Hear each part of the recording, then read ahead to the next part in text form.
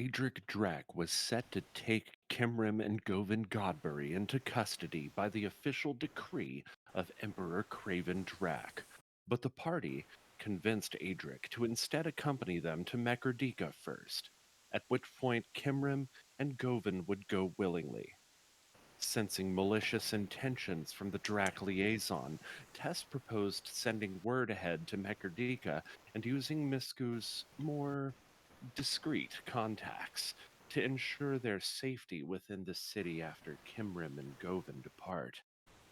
Along the road, the friends were tricked into an ambush by the same three brigands from the Drow merchant attack days ago. The half-orc demanded the surrender of their weapons, but the party chose instead to resist. Hello, my friends. Welcome back to New Dalancia, our Dungeons & Dragons 5th edition campaign. I think you guys know where we left off. What's up? Oh, yes. Alpheus, I'm getting a lot of static from your end. Could you push to talk? What do you hear? It's just static background noise. Static background. I don't see anything on except for the AC. I don't know how to do. I just have to do and unmute. Yeah, that'll work, man. Cool. So I think everybody is aware of where we left off. Let me go ahead and cut back to the bridge scene. So let me know if you guys have any problems seeing the screen once we switch over. Who's ready for a fireball? I can see the map just fine. All right. Let me make sure that we still actually have. Oh, yes, we do. Very nice. Okay, everything seems to still be rolling. Let's get some music going, and we'll continue right where we left off. So we left off on Healthius's turn. He had just concluded his turn, and we're moving back to Ian Fear. Ian Fear, you're up next.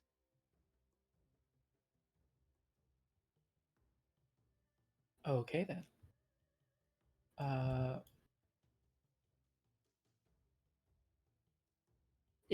So is Misku still grappled with the lead guy then? Yes, they're like on the ground. He's kind of Misku's kind of got him and what do you think, Misku? What do you like armbarring him down? How's this work? Misku from last time has him. He's face down on the ground. Misku has his arm pinned behind him and sitting on his back. Okay. There we go. Well, let me see.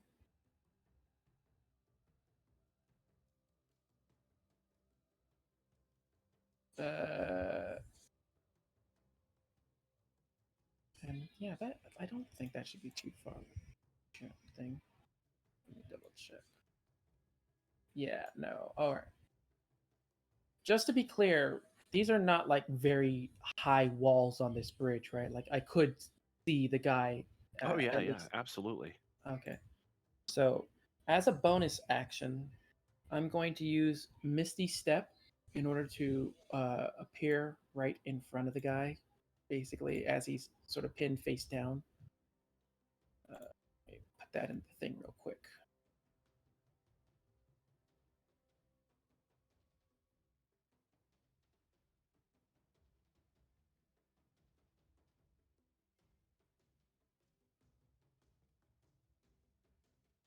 Come on, move.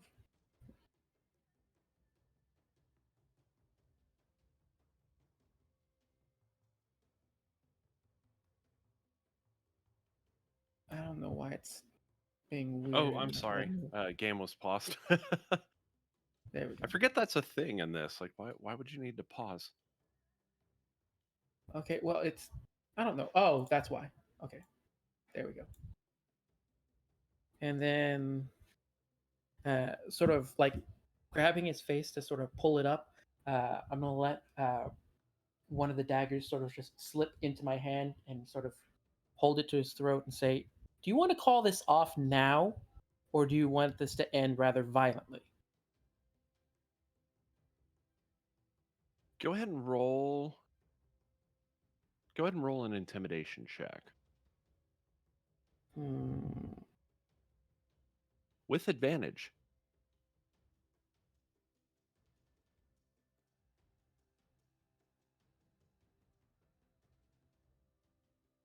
Any chance I could turn this into persuasion? Sure, I'll allow it. All right. And then let's see.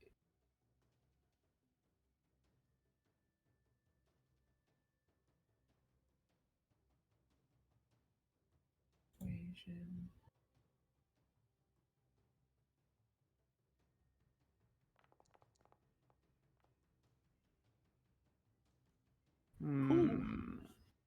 I did get inspiration from last session, right? Yes, you did. All right, I'll go ahead and re-roll one of those. Okay. Then I'll just make this a straight roll. Actually, I'll let you re-roll that with the advantage. Oh, you know what? That's actually a really good roll.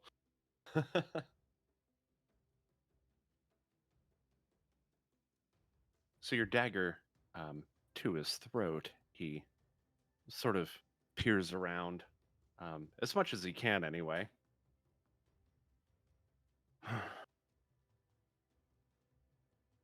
You're right, of course. He calls, "Stand down! Just stand down."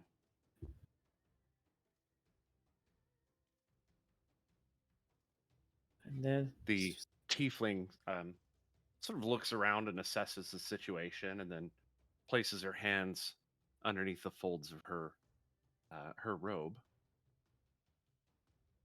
Fine. Have it your way.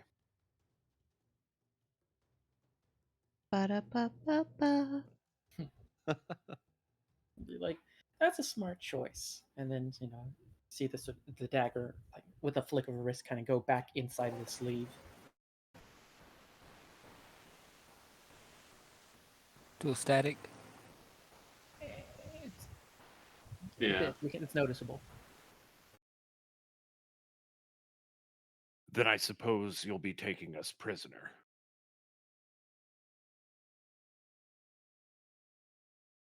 Well, that all depends. On what?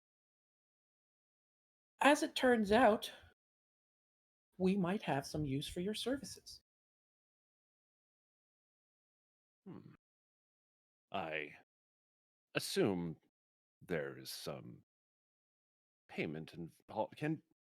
Could you please get off me? I'll look to Misku and say, all right, you can let him stand up, but, kind of keep a firm hand on him. Misku doesn't let go of the wrist, but she does get up off him. Okay.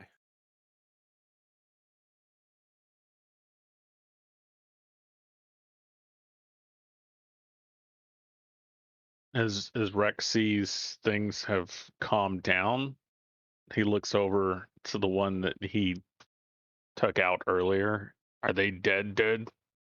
Or can he make some kind of stabilization check on them? Oh yeah, you can stabilize. All right. If you'd like to do so, then I'll let you roll survival or medicine. I'll do survival. Okay.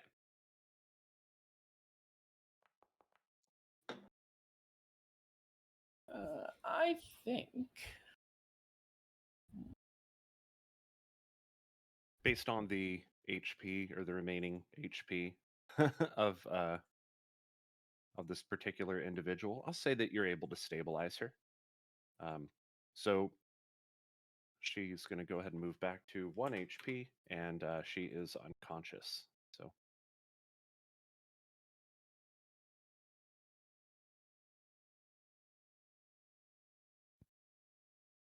I'll tie her up for good measure. Valphalin steps forward and places his blade at the neck of the tiefling. He says, if you leave your hands where they are, no one has to get hurt. I do hope that we are in agreement. She just sort of nods and gulps.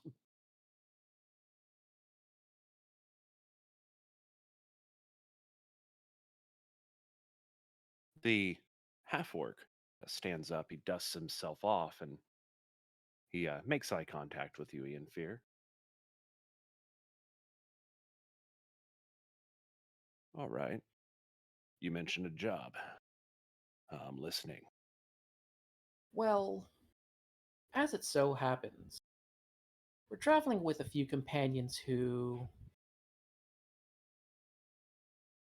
let's just say they're a little bit less favorable to us, and we have some concerns for our own general well being.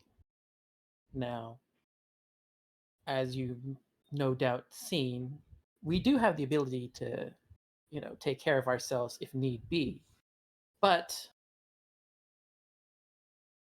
let's just say these friends of ours are a little bit more well connected than you were in this case. And we just kind of would like to hedge our bets in order to ensure safe passage. You talking about the Drach wagon back there? Yeah, we're not exactly favorable, uh, at least with this liaison. Huh. Who is? Their guards badger us all the damn time. Anywho, we I noticed that you stabilized my companion. I do thank you for that. Definitely going to require their assistance if I'm to do this job for you. I assume, and I think I get the gist of what you're putting down. I assume there's some kind of payment involved. Well, I mean, I wouldn't expect you to do work for free. Uh, Although I might ask for a bit of a discount considering the rough beginning that we've had to sort of repatch through. Depends on exactly what you need, I suppose. He sort of bends down. He scoops his hat up off the ground, which fell off his head as he was clambering to his feet. He takes a moment to dust it off and places it back on his head. Tugs at the brim a little bit. I'm sure we can come to an accord. I imagine. May I request that we all cross the bridge and gather my compatriots over here?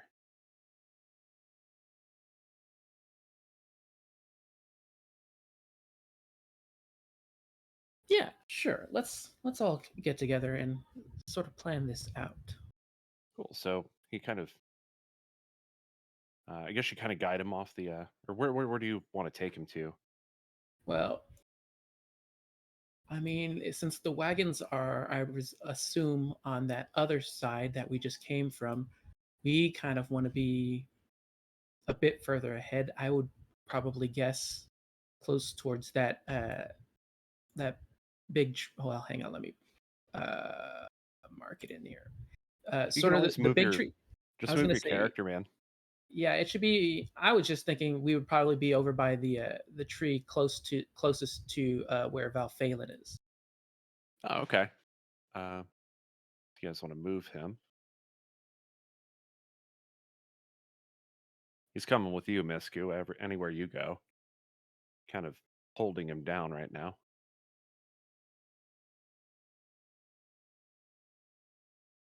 Rec will pull the other one along.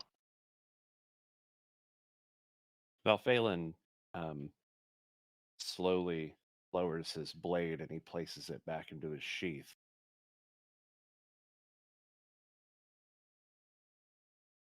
You see, if you would have just placed your weapons away in the beginning, no one would have had to have gotten hurt. He genuinely looks very upset that this had to happen.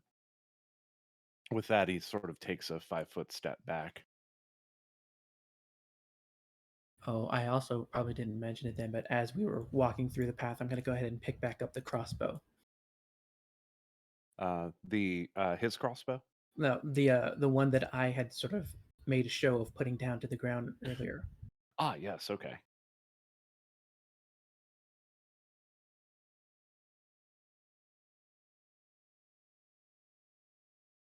So this person right over here, like in the bushes, is they're Out unconscious. cold. Okay. Yeah, out cold. Tess is going to focus on trying to bring them back into an awakened state. If I could use my medicine. Sure, yeah. Rec would have drug him with him. So Okay. She says, "Here, Rec, let Tess see if she can help. This person looks very roughed up." yeah, sorry about that. He was kind of in a fight with me. Oh, we all know anyone who fights with Bear Man's not going to win. Can I roll for medicine, or what do you need me to roll to see if I can kind of bring this person back into consciousness? I'll let you roll medicine, yeah. Okay. Is it normal, advantage? I'll let you roll normal on this one. Okay. Oh! Rip. Rip. So you you kind of... I mean, don't you have inspiration too? That's true. I do if have you wanna use- inspiration, but we have Okay. time. I'm just gonna See- keep working on this person. I'm not gonna waste my inspiration on my dice being little bitches. You kind of lean... So you guys see Tess kind of lean down over this... So hold on. She starts by slapping the person very lightly on the face, like, "Wake up! Wake up! Why aren't you waking up?"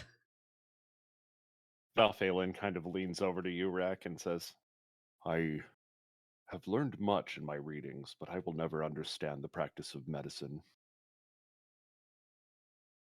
Can I try another medicine roll after slapping this person? Yes.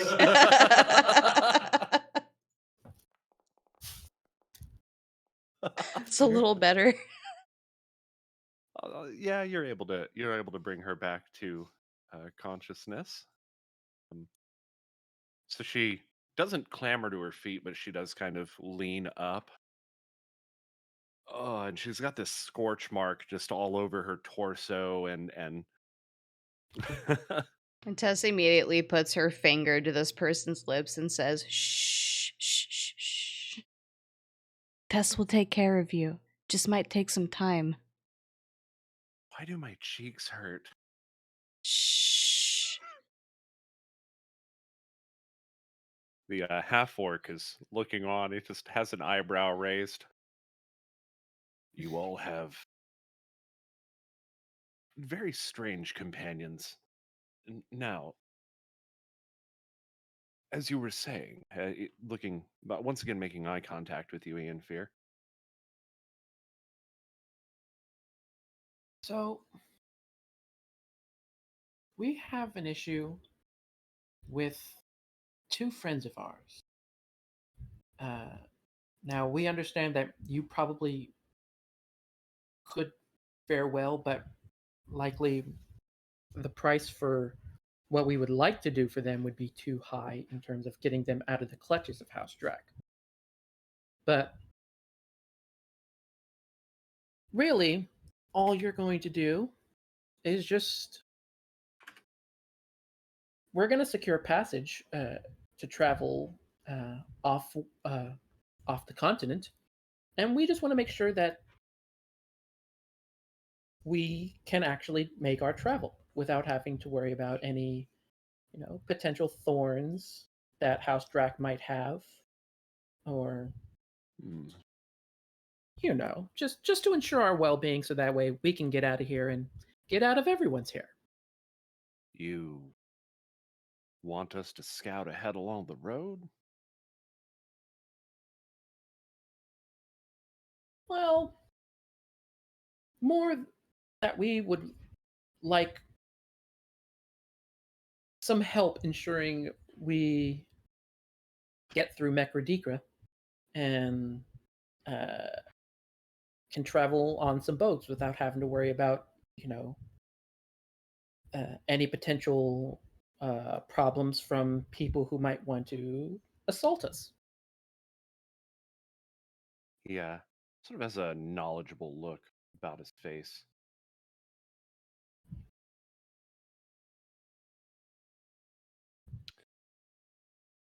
You need escort, a distraction. Uh, Probably a distraction would work best. Or are you just looking for discreetly that eyes on the party as they progress through Mekardika?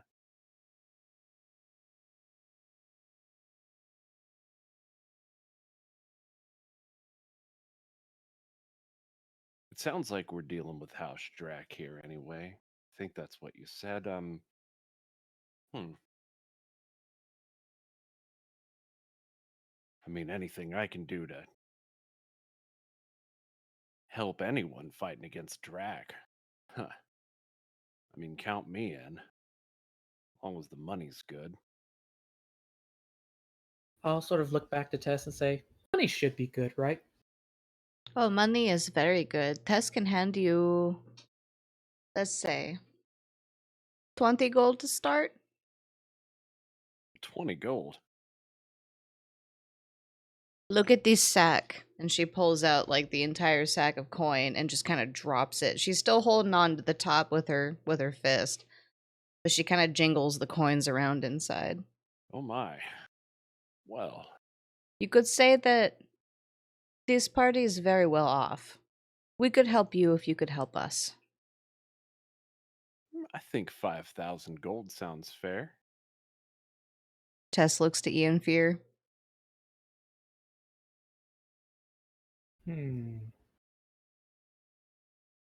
I'd rather eat them for that much.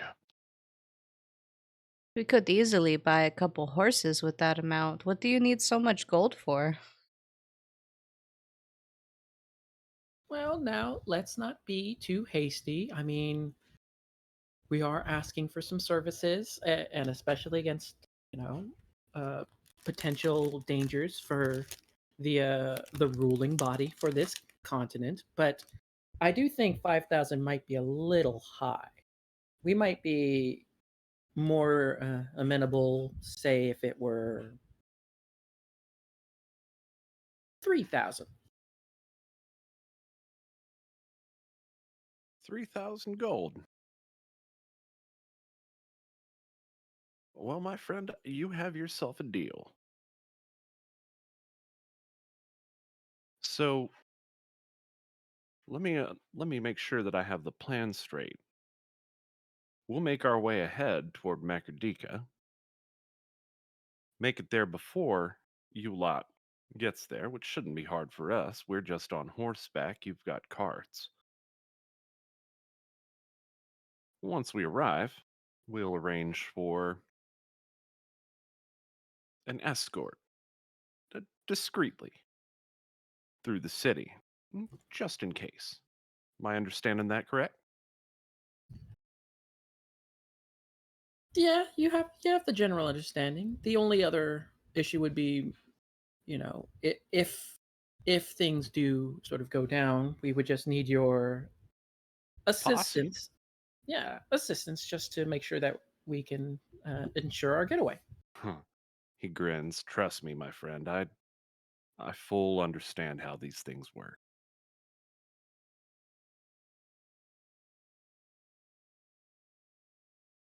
I think we can manage that. How many are in their crew?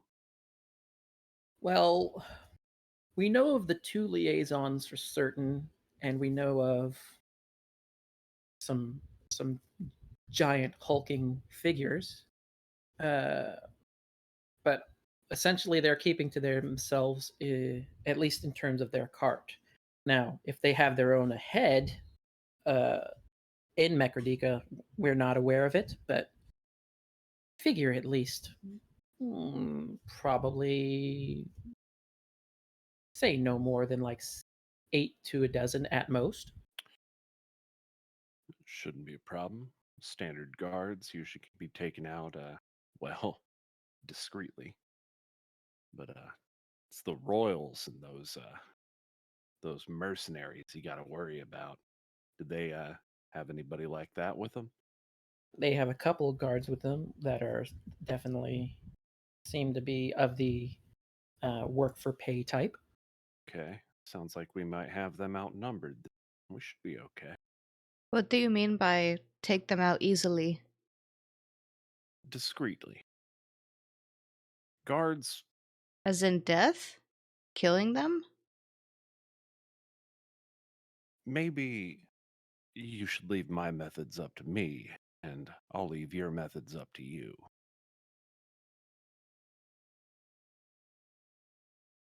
Tess cannot stand by innocent people being killed just because they're doing their job. If you want us to not do this without killing folk, then we're going to need another 1,000 gold at least. Misku's gonna wrench on his wrist when he says that. I figured you, of all people, would have understood. Tess thinks we just need a distraction, not for innocent people to die.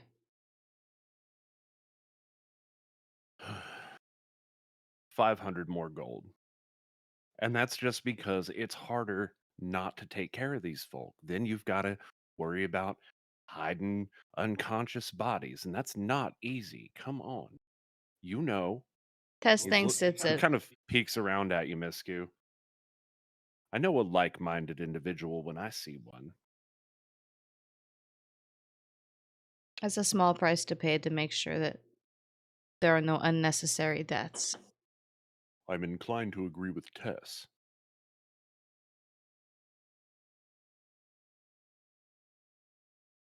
Misku will release the grapple on his wrist now. He pulls his wrist back up and clenches it. Thought I might strike a chord. I have to say I'm a mite surprised that you haven't already arranged such accommodations. But for as much as you're offering, you can count on the protection of my crew.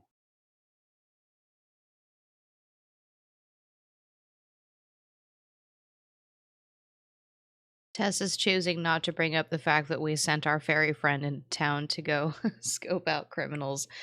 Take this as a plan B, if you will. Yeah, let's just make sure we like to hedge our bets. This is literally a criminal contact.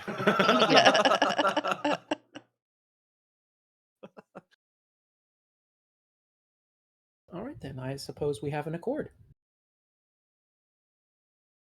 Indeed. One final matter of business. Payment. When can we expect payment? We will. Well, standard practice, at least, is half up front and half Indeed it upon is. completion. You are quite a bit more well versed in the ways of, in our ways than I would have expected for someone dressed like you are, sir.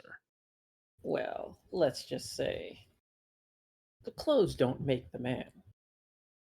That's very fair.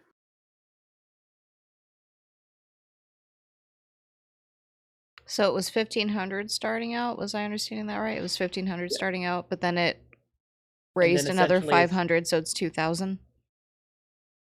It was actually 3,000, I thought.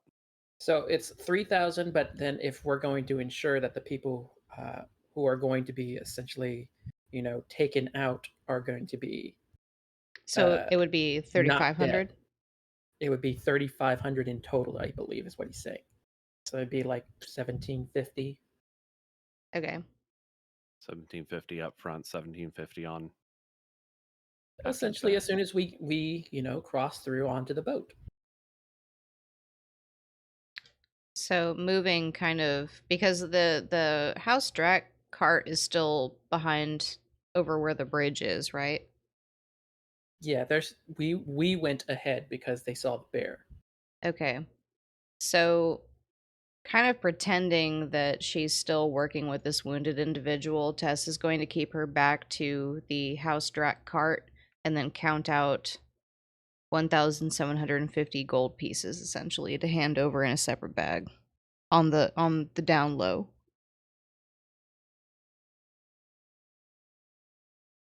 Tess thinks we're going to have to come up with an excuse as to why we're chatting with these people. I don't see a reason to lie. We're letting them go. It is often easy for the lesser fortunate to make these sort of mistakes, of course. And it is important to remember our morals.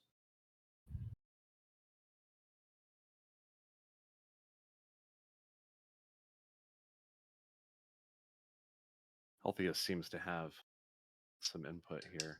Healthius, feel free to unmute yourself, man. You don't have to keep yourself muted. I'm just saying, like, when you're not talking, if you could mute yourself so that we're not getting the constant, like,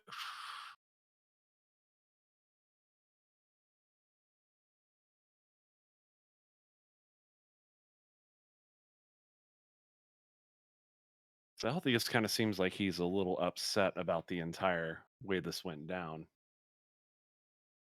Well, probably the price is apparently the issue, but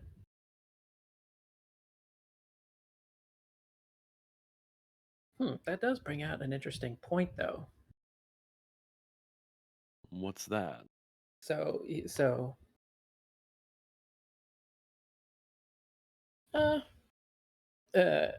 Ian would sort of casually look to down to Tess and say, Tess, you ever thought about charging for your healing services? Oh no, not at all. Tess just wants to help people. Well, it's something to think about for the future, especially, maybe, helping people out is great and all, but sometimes, you want to be careful about who you want to help out.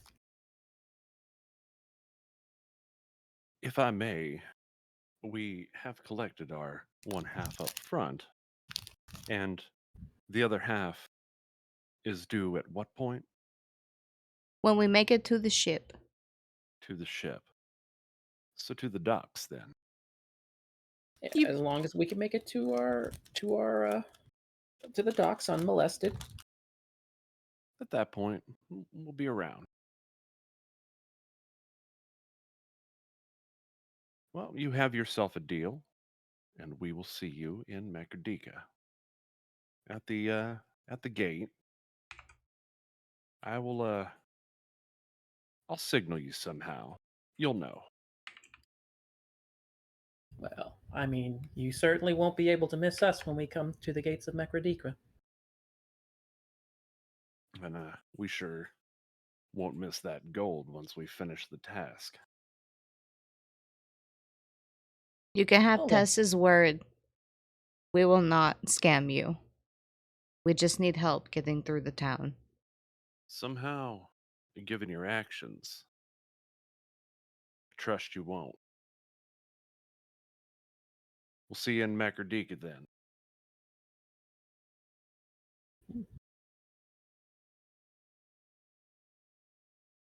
He lets out a whistle that I'm not going to even try to do. He lets out a whistle, and all three of the horses come running up from somewhere within the grasslands. Before I was gonna say before they take off, Ianfear is gonna sort of note. By the way, how'd you reach that accord with that bear? The half orc kind of grins. He looks back over at the tiefling, who pulls one of her hands out of her robe to gesture slightly. Dominate Beast is the name of the spell. Impressive. Very impressive. Although it certainly was of some great confusion to our own bear man here. She pulls both hands up and sort of bows, maintaining eye contact with you the entire time.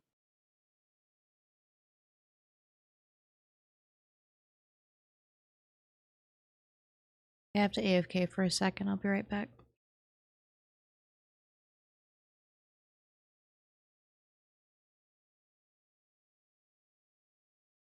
You can unmute, Healthius. You don't have to stay muted, just like when you're not talking. You want to? I seem like you're gesturing, investigating. I'm not sure what you're getting at here. Can you let me know what's up?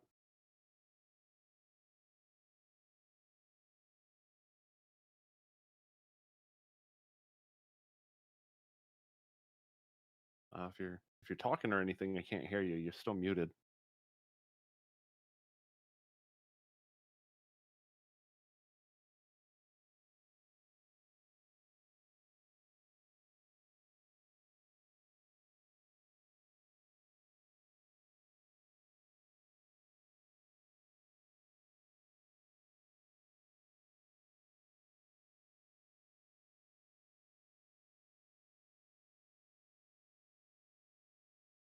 Anyway, Was that all? yeah, just a bit of curiosity for my own. Well, all right then. We'll see you come Mekerdika. Safe travels. He pats the back of the horse and tugs on the reins, and they take off into the distance.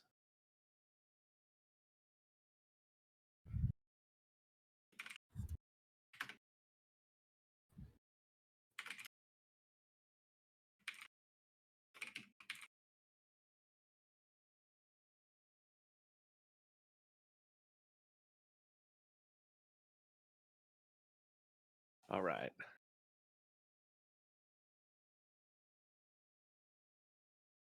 So I went ahead and switched this back to the journey to Mekerdika map. No, you're still like muted. Like, oh wait, no, you're not in chat anymore.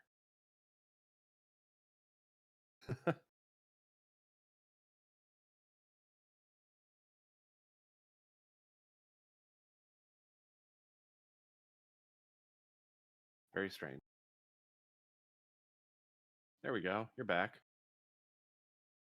Hello. There we go. Yeah, there we go. Now we can hear you. God. Yeah, no more background noise either. Oh, sweet. That fixed that then. So where did you last hear me? Because it kind of sounded like you didn't hear me at all. Yeah, we didn't hear you at all. We just saw from the text in the in our own chat about asking about doing an investigate, and he was trying to figure out what you wanted to investigate. Okay, so let me backtrack a little bit. So the thank you was healthy as gesturing like thank you, finally got it, and somebody got it when Infear was asking about the bear. and then the investigate was when I think that's when somebody was nodding or something. Oh yeah, when she did the deep bow looking straight at me. Yeah. I wanted to basically make aware of my surroundings. Just, how do you mean? Just, I mean, yeah, maybe she was bowing at this person, but I didn't know if there was anything that was not seen or anything that was not going on, or anything that was not being seen was going on, or whatever. Are So you I was, trying to like? I'm just Are you trying to detect like whether she's like she has no, malintent, or are you trying to I'm just kind of just like looking around, making sure that there wasn't anything going on that we weren't aware of. roll a Yeah, that's what perception it check? was. Perception. Yeah, go ahead and roll Da-da-da. perception. How do I do that? Where do I go? Player obvious. Okay. Perception. Normal. 11 plus anything. Nope. No. Just 11. No, you don't notice anything out of the ordinary. Okay, well that's good. You can pretty much judge at this point, given the situation. They're heavily outnumbered and definitely outgunned. Like they're not going to make any moves that would risk themselves at this point. Not with somebody, you know, critically injured and Okay, what's the up others. with our other half of our party? Have they not engaged in battle at all? What do you mean? Our unfavorable party members. Oh yeah, they stayed in the I mean, they were injured, but basically, I forced him to stand down with a knife to the throat of the presumed leader. I think he's talking about the Drach liaison, right? Exactly. Yeah, no, they didn't even get out of the wagon. They didn't even budge. They don't give a damn. Oh, that sucks. Well, on the other hand, we were able to make this deal without having to worry about them listening in on it. Yeah, True. to be honest, Healthiest, like you've probably noted that's Drach's behavior in general. Like they tend to stick with their own, and unless Yeah, like but they are basically escorting their prisoner, so I would assume that they would want their prisoner to stay alive, right? their prisoner was back in the wagon, back in the other wagon, so they stayed there. Govan? Yeah, Govan and Kimrim stayed back with the wagons. Okay, well, I guess. Never mind. Yeah, you guys went on ahead to go check out this bear situation. Everybody else stayed back with the wagons. So it's not like the wagons were unmanned or anything. Like you had Antarius there, you had Kimrim and Govan, you had some retainers, Antarius's retainers, some various dwarven guards, and then of course the House Drac liaison and their entire. Yeah, this situation was a little bit more bearable. Yeah, it would have been nice if they held it, but Well, I that's see I what you think did what I there. was trying to accomplish with the whole fast friends thing and making sure that they were escorting us to Mercadeer Kirkira.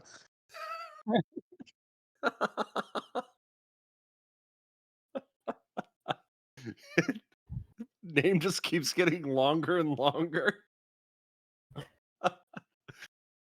To be clear, I did not name that town. That was an auto-generated thing. Oh, okay. Oh, okay. But yeah, I would have figured we'd have more numbers in our party with them escorting us there. That's my whole thing. And they didn't even get out of the wagon, so that's not very friendly of them. No, not very friendly at all.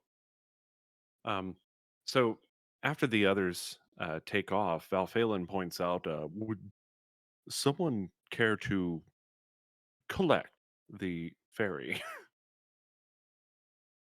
Very. Well, she should be on her way. So I is can it the do something.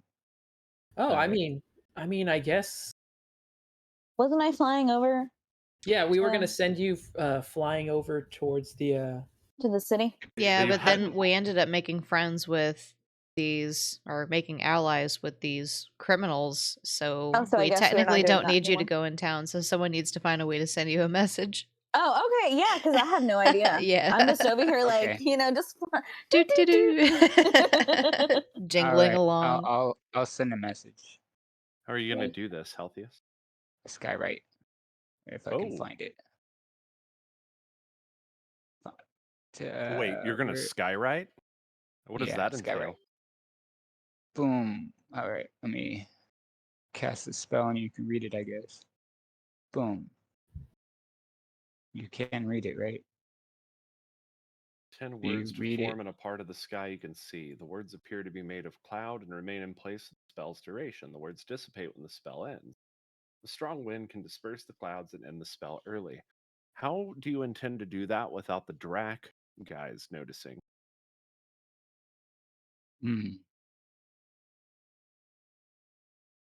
Well, I don't think that they would really care, seeing that they didn't get out of the wagon. So they're basically still in the wagon, so they wouldn't even see the sky. Was that a third level spell? A Second. second. Was it second? Oh, also, when I used Misty Step, that is a second level spell for the purposes of wild magic. Oh yes. Well, Not, I mean, we're already too late like well now. past. Yeah, Obviously, I'm but- sorry. I don't like when you cast these things. I don't know the difference between a cantrip and a first level spell unless I actually open up the spell. Well, it does say at the very bottom, like, see how his under his skywrite it says second level and then the components. Yeah, I didn't even think about it, man. Don't worry about it. We'll I know I need to work that in a little bit better. Either way. But yeah, I don't think that they would even see the spell, to tell you the truth. maybe they're more But focused on Kimrim and Govan still staying within, in the wagon. as opposed to the looking up towards the sky. There's Yeah. absolutely no way to guarantee that, but I will go ahead and roll for Sure. it. Give me a moment. All right. And let's also determine the message just in case, because So Yeah, basically, what is the message? what is the person's name? What is this? Cyrene. Huh? Yeah, Cyrene. It's a fairy. She's a fairy. Is there a shorter name, like a nickname? I mean, No? Where is this person's name? like Oh, okay, there it is, Cyrene. So here, I'll type it out. Cyrene. I guess.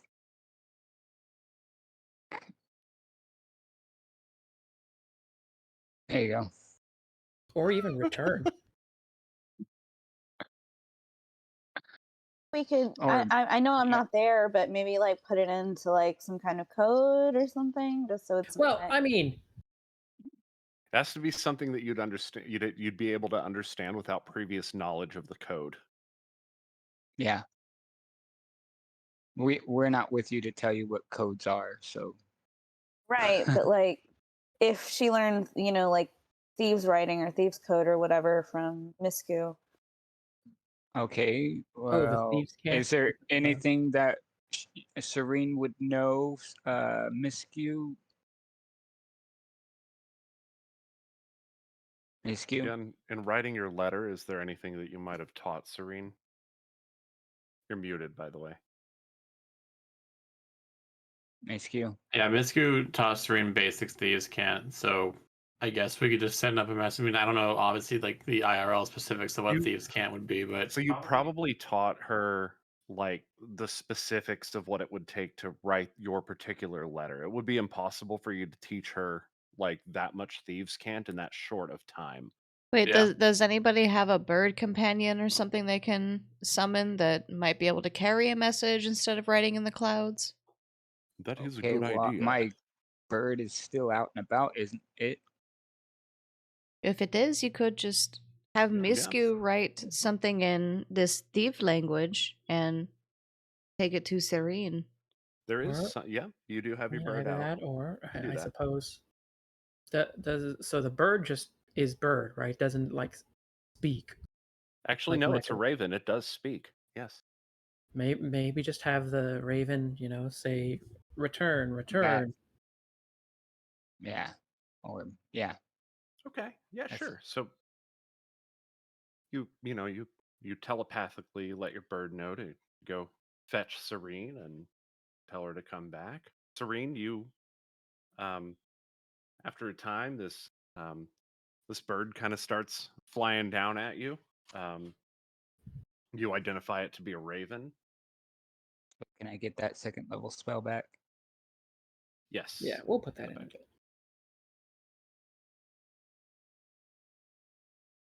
Cyrene will kind of hide at first because, she's small and sometimes birds might confuse her for an insect. So she just kind of hides a bit and waits to see what's going to go on with the bird. Go ahead and Does roll it a just stealth scream? check. A spell check? Stealth. Oh, stealth check. Oh, okay. Let me see. Doot, doot, doot. Oh, I can see that. Now 6. It lands somewhere near where you're hiding and says, "Cyrene, come back. Cyrene, come back."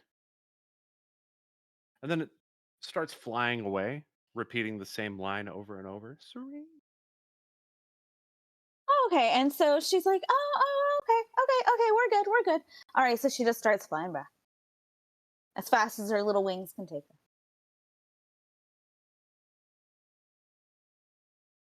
You probably weren't able to get terribly far, so probably didn't take a whole lot of time to accomplish all of this stuff.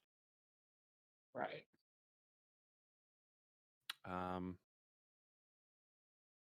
you guys get to the wagon. Pack up your belongings. The Drach liaison, Adric, has exited his wagon and is speaking with Kimrim Govin when you arrive. Ah, I suppose your business here is concluded. Brigands. Why you let them go, I'll never understand. They knew they were no match for me, so Yeah. I just let them off with a good ass whooping. Mercy, compassion. Hmm. Eventually, maybe one day you'll understand these feelings. And perhaps one day you'll understand that the weak should cower and die. And perhaps you will understand that one day the weak will all gather together in one group and overthrow the strong. Weak are meat and the strong do eat. Cattle. Stinky. Because you're stinky.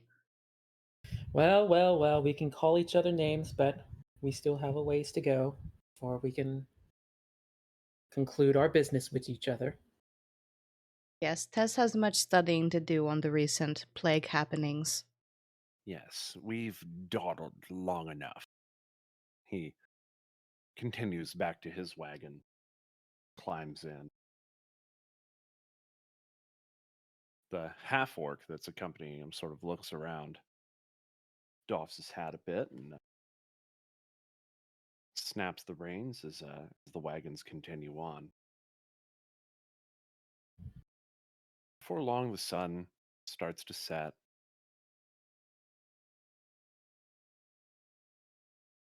Wagons once again are circled, and you guys make camp for the evening.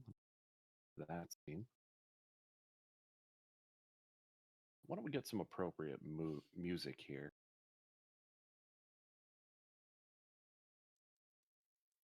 I got a campfire. Yep, that's right. So you all set up camp for the evening. Valphalin posts up in front of the fire. Kind of early this time. This time he hasn't got his book, but he's got his pipe and he's sitting there puffing on it, staring into the fire. Where are we exactly? You guys are... Here, let me switch back to that map real quick. You guys are about right here. At this point, I can't see nothing. end of the day, Oh, there we are. Okay. about right there. Okay. So you guys are closing in on Mecherdika. It's... Why don't we get started with this?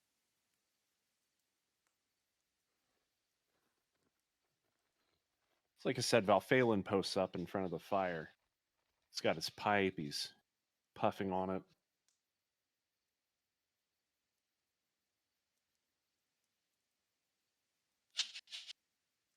Antarius emerges from the main tent and sits down next to him. It's a bit of an exchange.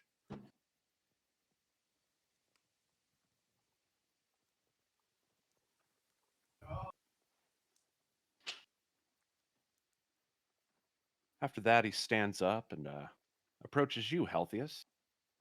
Yay. Oh, old friend. Oh. You Would seem... you like this? Hmm? Say again? Continue.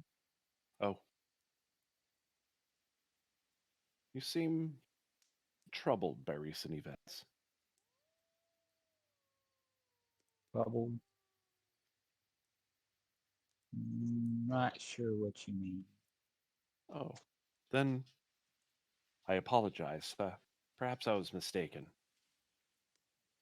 Or perhaps projecting. I don't know. What are you troubled about? Good friend. There's a lot to be troubled about. Explain. Well, the magical disease spreading throughout Siuk, for one. The, And nobody knows nothing about it. well, not that no one knows anything, just that we know so little. And yet, we left all of our friends back in Bunavar.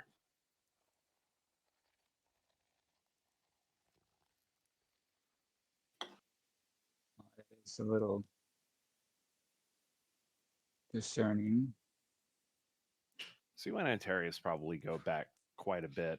He's been working, well, not quite a bit, but definitely, you spent a bit of time with him once he made it into town. This probably was about a month. It's probably been about a month that you've known him. Okay. So have we done much sparring? You've probably put some time in, sure. Okay, I think that now would be a good time to do a little bit of sparring because, being a mage and all needs a little bit of hand-to-hand combat. Okay, yeah, sure. Oh, you want to spar like old times, my friend? Yes. Fine. I'm not going to go easy on you this time, though. Were you ever? I'll leave that for you to decide, shall we? He goes back to the tent, collects his gear, sort of stretches out, gets ready. Valphalin looks up from the fire at the both of you, knowing exactly what's going on. He actually proceeds back to his own tent and collects a keg, sort of a small keg, sets it down next to the log on which he's sitting, and pours himself a drink into a tankard. Who's this? Valphalin, Oh, okay. the Dragonborn. He's just there for a spectacle, I guess. Yeah, he's just kind of watching as a spectator. What's everybody Okay. else doing at this point? Well, I would certainly be sitting back watching this exchange with a little bit of an amused glance. Okay. Although I should get back to doing some work on trying to, be proficient in the dwarven language. How do you intend to do that? Are you Uh, studying books? Are you asking individuals? What are you doing? Probably I would be studying books, but most likely like it would be sort of like maybe not as attentive tonight, but like just from watching the sparring session. But yeah, generally it would be studying books and maybe any like, or even talking with Tess, since she's. Be right back. Yeah, okay. Yeah, Tess is kind of just like, I don't know, snacking on rations or something while watching this sparring match get ready to start. So she's just kind of like, I don't know, There's awestruck. food. There's not just rations. There's Yeah, Rex working on dinner. okay. Yeah, Rex working on dinner this time. Ooh, is Rhett cooking What for everyone? what you got, Rec? Well, I mean, if we still got all the food from that we've been keeping up with, I'm Oh yeah. I'm trying to keep a stew going. Ooh, he's got stew boiling. That smells delicious. Probably some kind of meat in there. Likely a beef or a venison, along with all different kinds of vegetables. He's done quite a lot of gathering throughout this, so the party probably has a whole lot of various types of vegetables and things um, with which to make any kind of broth that you'd like. You probably have bone marrow if you want to make sort of bone broth, or you could even make a vegetable broth if you were so inclined. Really up to you at this point, huh? Yeah, that big beast I took down a few days back. I'm stretching that out as much as I can. Go ahead So and roll either a survival check, or if you have another check you'd like to roll for cooking. no, I'm used to using survival for it. So Yeah, let's throw it out there. all right, got a 15. Before long, this smell of this stew just sort of permeates the entire area. Oh, and it smells good. And Tess is just holding a bowl in her lap, like an empty bowl, and waiting anxiously, like trying her best not to drool on herself. Valphalin is sitting there. He kind of observes you um, crafting this stew. Um, I was gonna say, I think Ianfear would be sort of sitting next to Tess and would kind of lean to the side and be like, it'd be funny sending all these smells to the House of Drach to let them know what they can't eat. Oh, Tess agrees. And so Ianfear is going to do a little bit of the cantrip from the prestidigitation to send this smell over by their cart. you do have a finesse weapon, Healthius. And by the way, before we move on, so Antarius kind of lugs out this big greatsword that Valphalin had handed him before. Go ahead and roll an attack.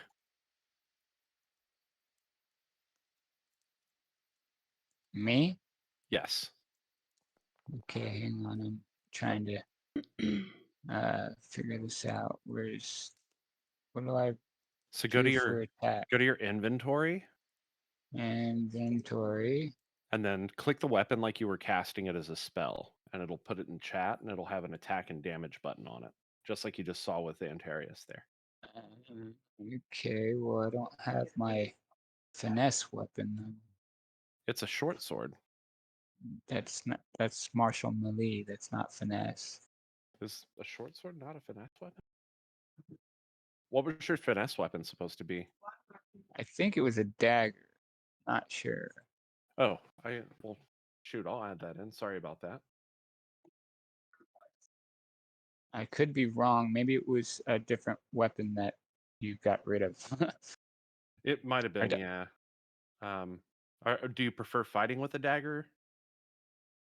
Well, as long as it's a finesse weapon, because that's what my uh, defensive duelist goes off of.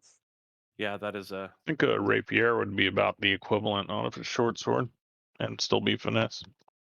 I think that I did have a rapier. Okay, but yeah, we can do a rapier. Yeah, rapier is a some- finesse weapon. So I'm going to throw one in your inventory, right there. Okay. Okay. Go ahead and roll it. So I got 1 finesse and 1 quarterstaff. That's right. Well, I mean, like, that's what I'm wielding. Yeah. Okay. Let me For go ahead and now, sync that over real quick just to be sure.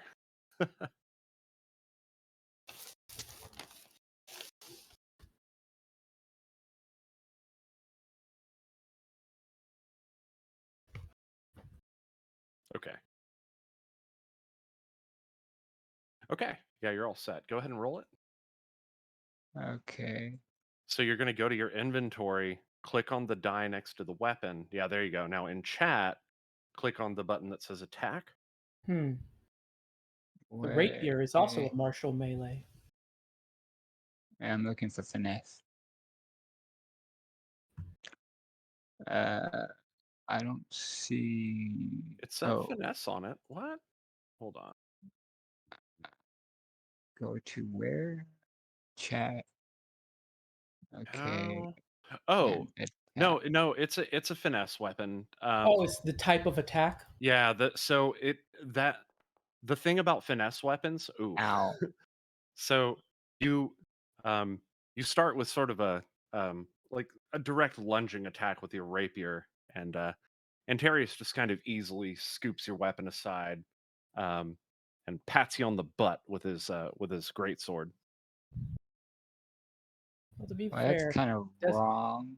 Well, to be fair, it says he's not proficient in it, so. Yeah. I should be proficient in it. I had everything set up before things got discombobulated.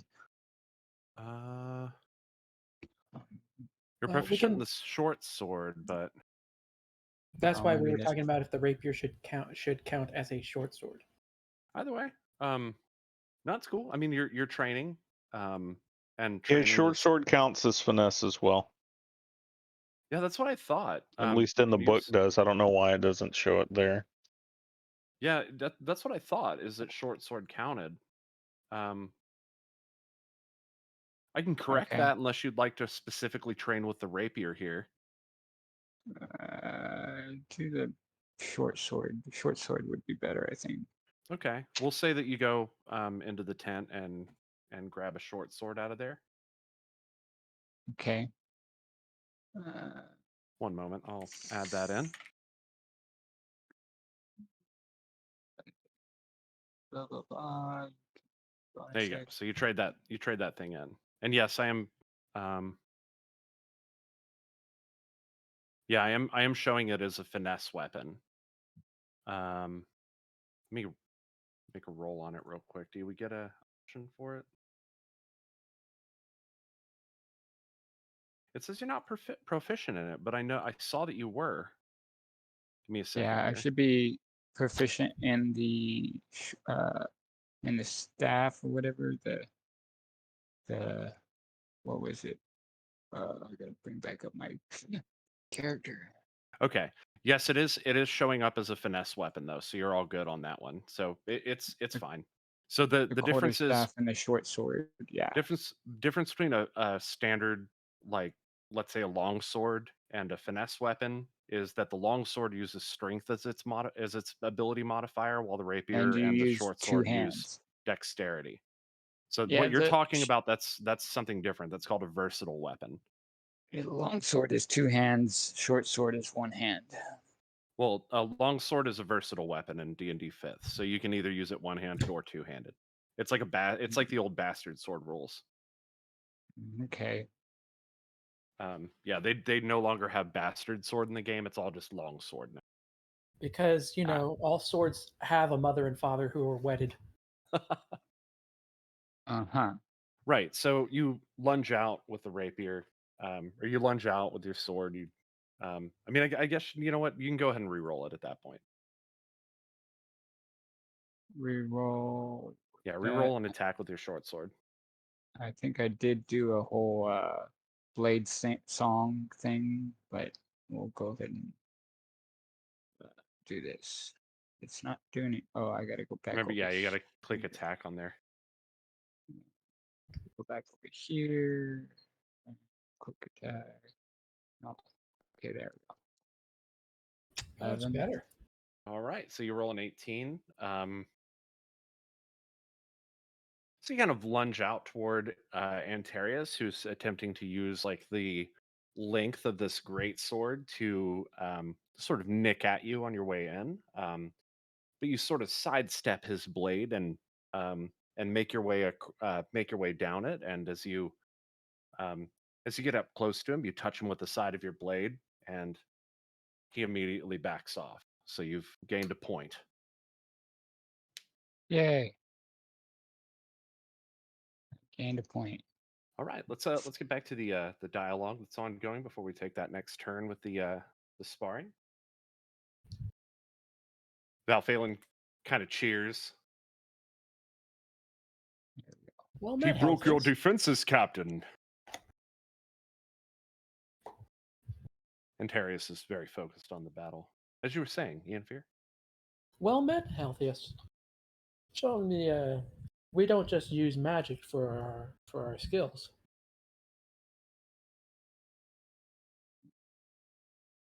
It's Ian Fear nods. calls out to you.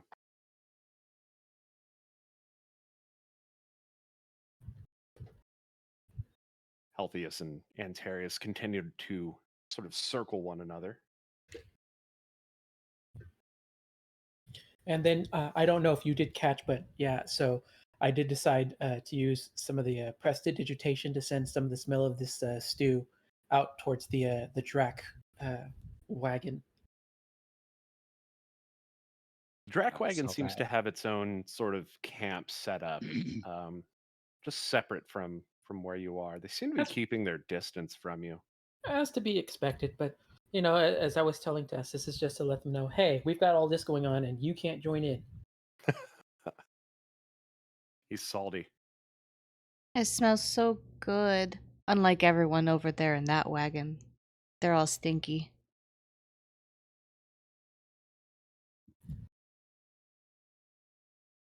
Hmm. Cyrene is actually going to be just like in the kind of surrounding forest area with the flowers and the bug life and everything. Probably drinking nectar from the flowers. Sadly, no forest anywhere in the immediate vicinity. It's all prairie out here.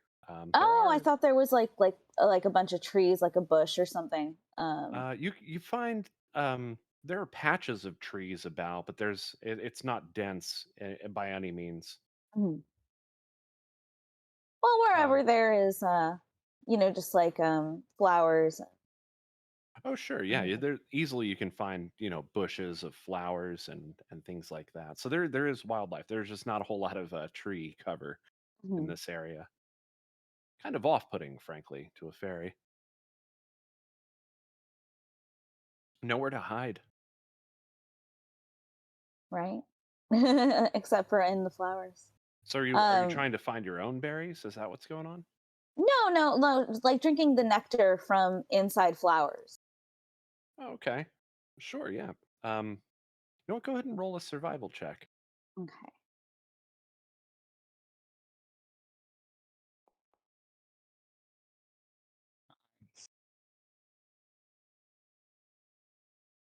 You're able to find quite a lot of um, these bushes of just flowers and various berries and things like that, and you kind of go a little overboard and gorge yourself a bit. Probably has a stomach ache as she flies on back over to the camp. What do you do when you get back to camp? Gonna lay down just like flat on one of the logs or whatever they're sitting on and just like hold her tummy. Yeah, I see Cyrene come back and lay out on one of these logs. Oh, Tess can't wait to feel like that with this stew. Right before long, the stew is ready. It's got that. It just has that smell about it. You just know. Potatoes are seeming really tender, and all the other vegetables are looking really good in this broth. All right, y'all. Stew's ready. Valphalin, bowl in hand, sits patiently upon the log. Of course, after you. And Tess is like the first one to stand up and go over to the stew, and she holds her bowl out with both hands and smiling as bright as she can, and she says, "Dish some out for your old friend Tess."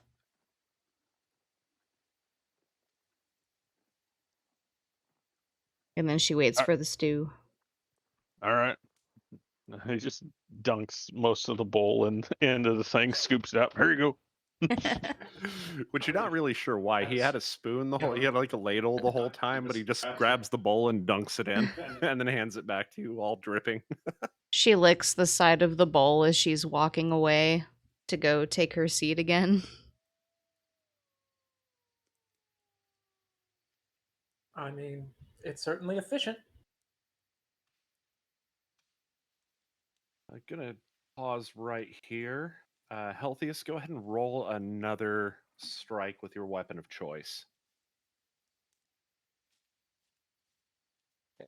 And so I go like, ouch. That. Ouch. So at this point, Antarius is kind of really closely on the defensive as you move back in to close the gap between you and he. He suddenly sort of makes a sweeping maneuver and kind of takes your feet out from under you. You see when you're Sensitive wielding a finesse duelist. weapon? I don't I see it. I see it. You're wielding a finesse with. Can you use your reaction, add +3 to your AC for that attack? In this case, I'm not really going for AC. Like, he's not trying to get through your armor or anything like that. Like, he's not trying to kill you or even knock you out. He's just trying to get a tap on you, essentially. With that said, I will allow you to do a +3 using that to your attack roll, which still does not put you over his roll of 24. Alright. So like I said, you move in to close the gap once again, but he kind of catches you off guard with a sweeping maneuver and sweeps you off your feet. You kind of land with a thud on your butt, and then kind of he walks forward and produces his hand as though to help you up. Okay. I'll take his hand. I'll He get back pulls up. you. He pulls you up to your feet. He takes a 5-foot step back, and he's like, "Again." Is that a attack of opportunity? No, not yet. We'll do this exchange in just a moment. You're kind of like what we're doing with this is I figured let's have each person roll an attack roll, and then whoever gets the higher roll gets the point. Okay. Makes sense in my mind anyway, because like he's not trying to kill you. He's just trying Right. to, evade your move in order to get a hit on you, or, likewise. Right. So Okay. no I can do fireballs that. or anything. Okay. Not No quite. magic. Not quite yet. Let's do some dialogue first, and then we'll come back to that. What is Misku doing this whole time? Misku is actually waiting on Stu, but lazing by the fire, dragging on her pipe while watching them fight. Yeah, Stu's ready at this point. Tess has already gotten a bowl. Valphalin is sort of just waiting for everyone else to eat first. All right, Misku will hop up and grab some stew, and then go back to watching the show. Right. So Misku kind of stands up, Rek, and comes and dunks her bowl into the stew and starts drinking it right away. And after which, Valphalin stands up and approaches you with his bowl, produces it to you, and says, "It smells delicious. You are quite a cook." Well, I learned a few things. Mainly what tastes good and what don't. Living out in the wilderness for so long. Just glad it's appreciated. And he goes ahead and scoops him out a bowl. Valphalin takes a sip of the bowl and his eyes widen. Oh, it is delicious. Tell me, how long did you travel? Oh well, I mean, me living with the tribes, we've been traveling almost all of my life. I mean, we'll stop here or there as far as keeping up with the different packs of animals and whatnot. Lady folk. Or if the season causes us to stay somewhere for a spell just so we can keep everybody warm long enough. But I have been known to stop in a few towns and help people out in my endeavors. I wonder, have you ever traveled the seas before? Nothing. I mean, I've been out on a boat. Learned to do some like net fishing from one place to another, but not crossing the ocean. That's gonna be a bit strange. Does it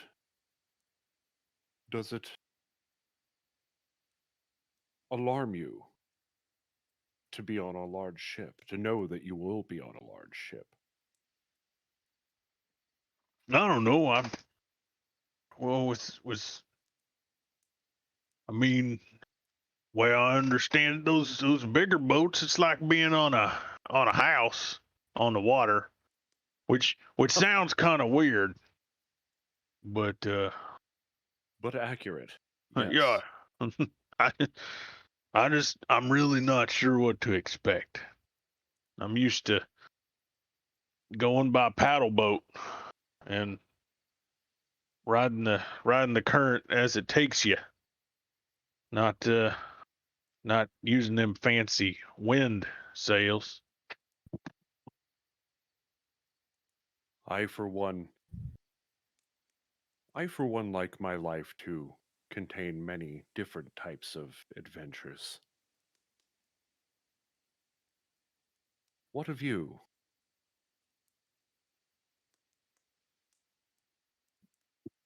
I don't know. I mean, there's always something new to learn.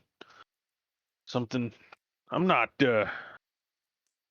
opposed to seeing what this whole experience is going to give us. I mean, you never know. I might like it. That's the spirit. We're only 2 days from Mekordika at this point. And while I fear what will transpire when we arrive, I'm fully confident in this band of adventurers to survive it. He looks thoughtful for a moment, staring into the fire.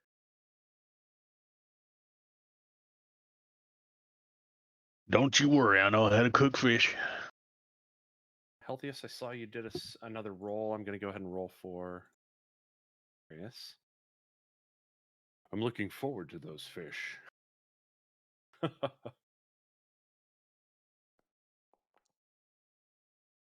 Whoo! Ouch. Since you rolled earlier, I'll let you re-roll it again if you'd like. Uh, See if you can beat a 23. okay, I'll try.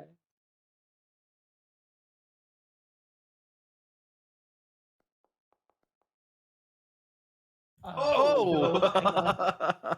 So I'm going to use a couple of sorcery points and sort of do a little kind of subtle gesture to do some bend luck. Okay. And to his Go ahead and link it. roll, Hang on a sec. Oh, that's a cantrip? No, this is an ability by using 2 sorcery points. Oh, okay.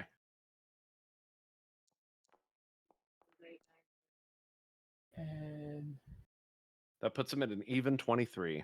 so yeah, you both kind of match. We're locked. Yeah. So Antarius moves in with his great sword. You once again try to close that gap, because he's got the longer reach than you do. He sort of takes the opportunity, once you're within range, to feign an attack against you, which you catch with your great sword and move along his sword toward him. But the moment that you get to him, you both hit each other with your blades. Okay. At which point I'm gonna try and do a trip. Okay, yeah, go for it. How do you do that? Um, Unarmed strike. no, let's actually do a dexterity check, and I'll have Antarius roll an opposing one. I hate my dice. So you attempt to trip Antarius, and he is able to maintain his footing. Okay. Well, looks like you've learned a thing or two. Huh. And you. Oh, it's a good match. You have definitely gotten better since our last time. He wipes the sweat from his brow and he says, "Shall we?" And he gestures toward the fire, toward the stew.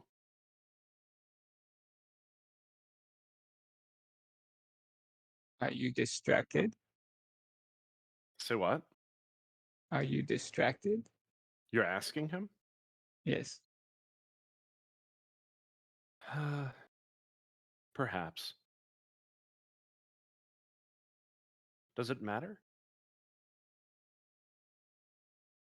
In combat, you should never be distracted by smells, sights, or senses. Yes, I remember.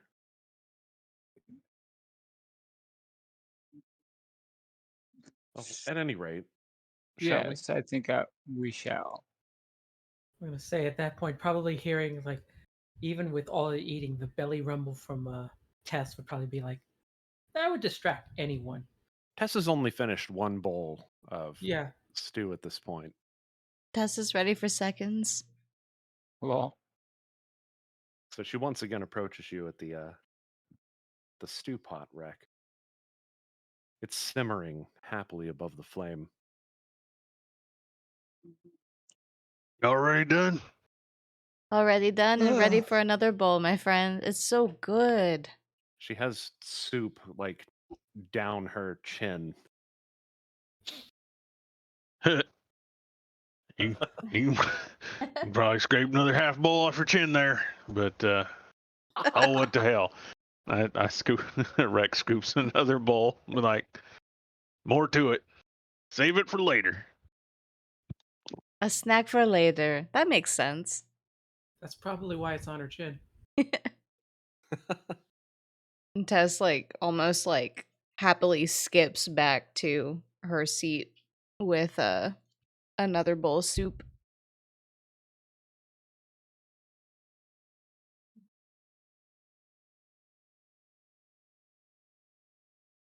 Night carries on. You all eventually polish off the rest of the stew. So with the remainder of the night, I guess the first question is, who is keeping watch? I think I'll take first shift. And I will take second, says Valphalin. Or we can do an initiative roll and see who takes it. We could flip a coin or draw. He kind of looks around. Leaves, grass.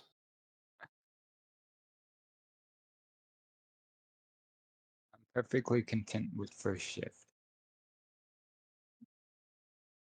So Misku will not be keeping watch, but she will just fall asleep next to the fire with her head propped on her club. Yeah, okay. Now, What am I Phelan, doing? through the first watch, plants in his sleeping bag, and he once again produces the same book. This time he seems much further along, just about done, almost done reading that thing.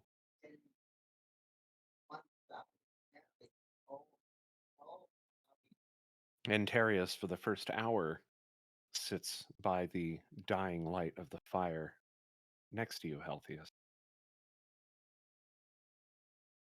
It doesn't trouble you.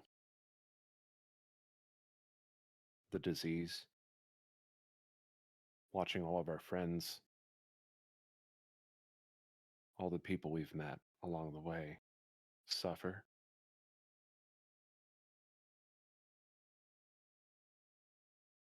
Hmm.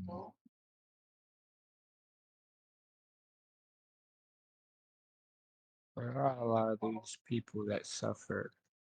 Say again. Where are these people that have suffered? Well, he's of course referring to the people of Godbury, where you guys came from, and where you have spent quite a good deal of time in, probably the recent year or two, where you've come to know Kimrim and Govin, who are now, you know, just about to become prisoners of House Drach. The people of Bunavar who were quarantined within the city because of the outbreak and all of the undead, beating down the doors to the city and just kind of out. Some people were cast out of the city because they were infected. Some were found to be infected later, and and an undead would break out and attack people in the city and have to be put down. Like, there's been a lot that's gone on. You've all had to wear masks this whole time. Very sad. If only if I had my mobile lab. Perhaps when we charter the ship, we can make some sort of accommodations. Perhaps. I've noticed Tess was studying the effects of the disease. I wonder if she's made any headway.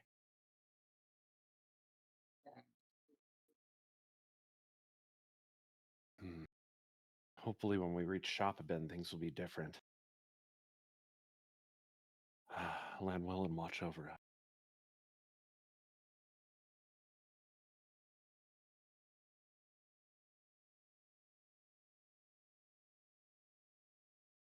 Tess is currently Exactly looking over am I? her she's looking over her study material after stuffing her face with 2 bowls of stew, but she's noticeably having a hard time staying awake while she's trying to read, so she's kind of nodding off and falling over now and then. Tess, perhaps you should put it down for the evening.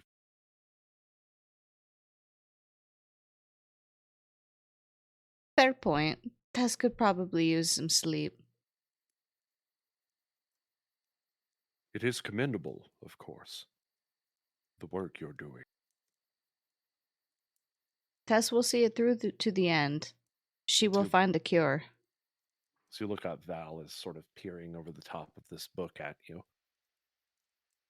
Is he sitting like across from her?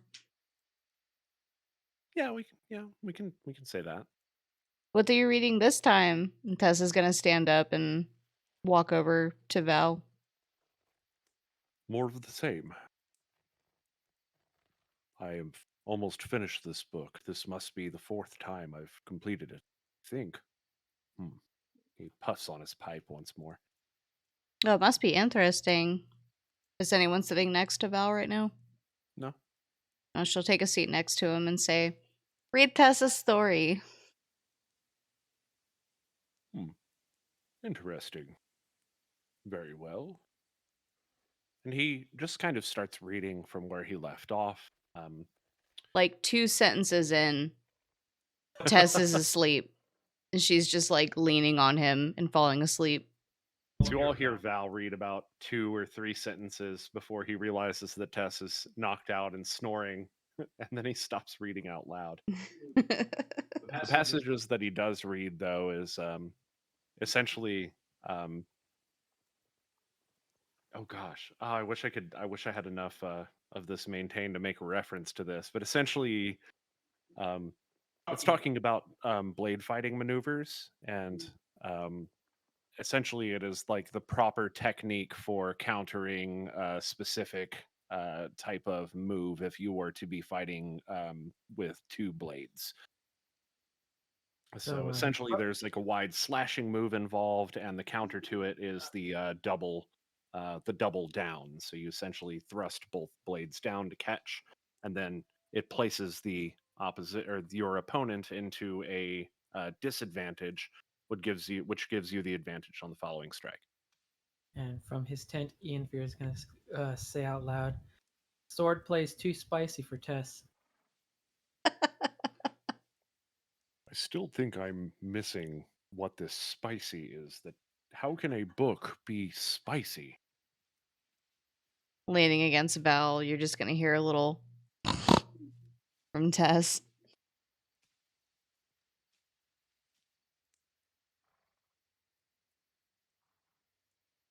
All right. Everybody go ahead and put yourself in for a full night's rest. Um, the watch overnight is very it's very calm. Nothing really happens. Wait, can and we you do know- it on D&D Beyond? I don't know how to do it in Foundry. Yes, you can do it. Do it on DB, the D&D Beyond. Foundry. Okay. Underneath hit dice, it has S rest and L rest. And Oh, just yeah. click one of those buttons. Go into your character sheet on Foundry. Underneath your hit dice, next to your hit points, there's S rest and L rest. Oh, okay. Yeah, you can do it there. And I'll sync everybody. I'll sync everyone's characters back once we finish here. I think Helsius is gonna try and continue chat with Centarius. Basically, he's gonna ask Centarius, does anyone know where Ground Zero is? You mean where the disease originated from? Correct. It's believed that it came from Dintherum, as when we completed the expedition, we found that there were many of the infected that were quarantined within the underground city, including the new avian race known to be the fabled. Oh my gosh, what is that house name? Why did I forget it? House Balfour. Balfour is the name of the house. L4 is Ground Zero. No, Dintherum, I think, is ground zero. At least that's what we believe. We don't have any solid evidence, but that was our first encounter with the virus, and it only makes sense that if the virus spread across Siuk, it would have started from there. Isn't that where these people came from to take Govan away? No. Dintherum was an ancient dwarven ruin that was found by the teams of Kimrim Godbury. Kimrim led an expedition, including the heroes of Bunavar, to Dintherum and into Dintherum to uncover, dwarven artifacts and dwarven texts and things like that regarding their history. There, they This would is where we find. got the mirror. Yes, that is where the mirror was obtained. It was found that there was a brand new like race under there. They were like an avian race, so they had wings. They were They could fly, but they also made up another of the dwarven great houses that predates even the oldest house, the oldest dwarven house. Their name was House Balfour. At some point, there was a at some point there were dealings between them and House Drach, and the House Drach overthrew House Balfour in Dintherum and seized power. There, according to the text that you collected, um, they would start to um, summon demons and devils in these rituals. One particular devil that the leader Drach um, had dealings with double crossed him, and so he bound this demon or this devil's soul to a tree out the top of Dintherum. That tree corrupted, and the corruption spread down into Dintherum and started turning people into the undead.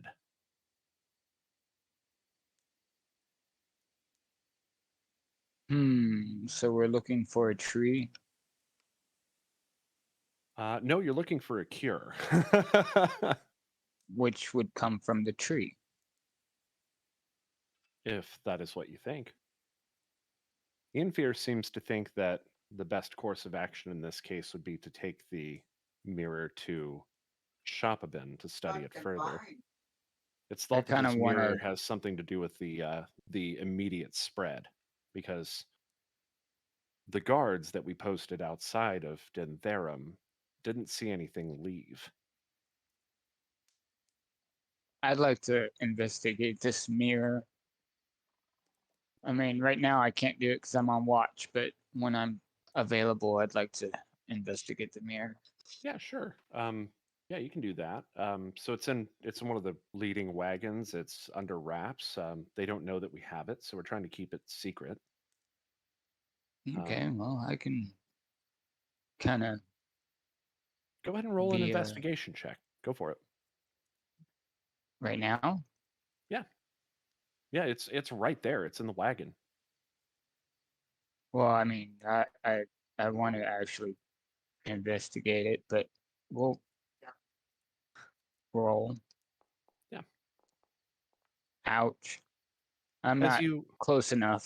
that's okay. So you kind of peek underneath. You're trying to keep, you're trying not to like completely uncover it or anything like that. But as you kind of peek underneath um, as you kind of peek at it, you notice that it emits a very faint glow.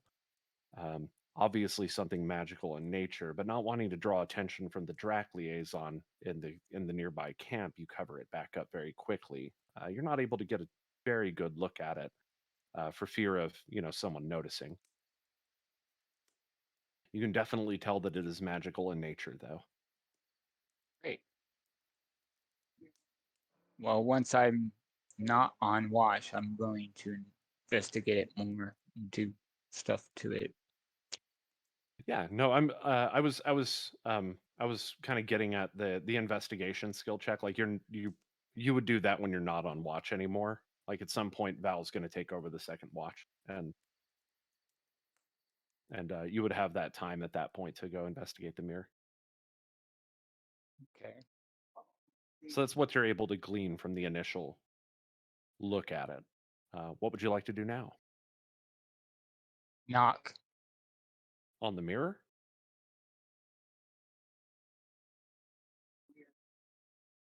Can be. Do you see that? Yes, I'm looking at it right now. Although that kind of defeats the purpose of trying to keep people not noticed. But if everyone's sleeping, I guess it would wake them up. So yeah, you knock on the you knock on a segment of this mirror, and as you do, that audible knock, it echoes through the forest. As you do that, you notice underneath your hand as you knock, there is sort of a rippling effect of the light,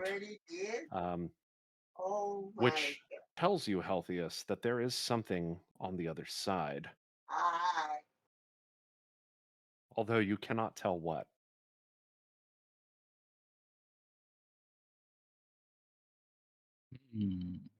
Okay.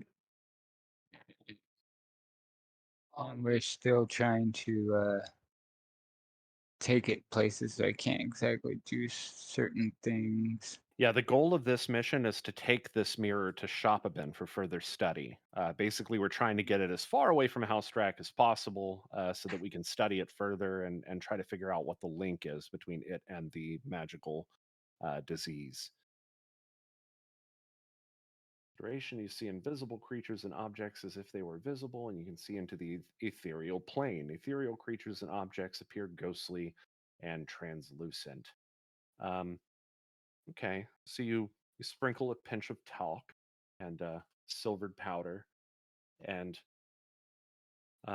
suddenly you are able to, see invisible creatures and see into the ethereal plane. It doesn't seem to affect the mirror in any way that you, um, in any meaningful way. It still emits the same glow, and it doesn't seem to change. It seems to continue along its its same course. However, you do note in the surrounding field uh, the usual amount of ethereal creatures and other ghostly presences throughout this place. They are normal, of course. This is So normally what you there's see when you look into the invisible ethereal creatures plane. around. They're not invisible, they're ethereal, they're dead. It's ghosts, it's spirits. They're everywhere in some fashion.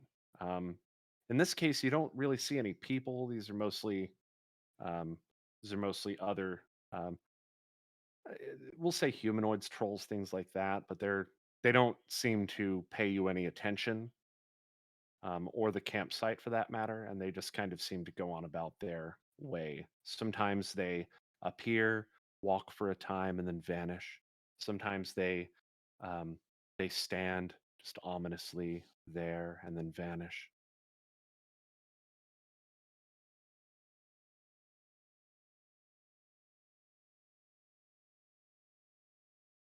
That's about all the time we do have for today, so we'll have to pick this up next time.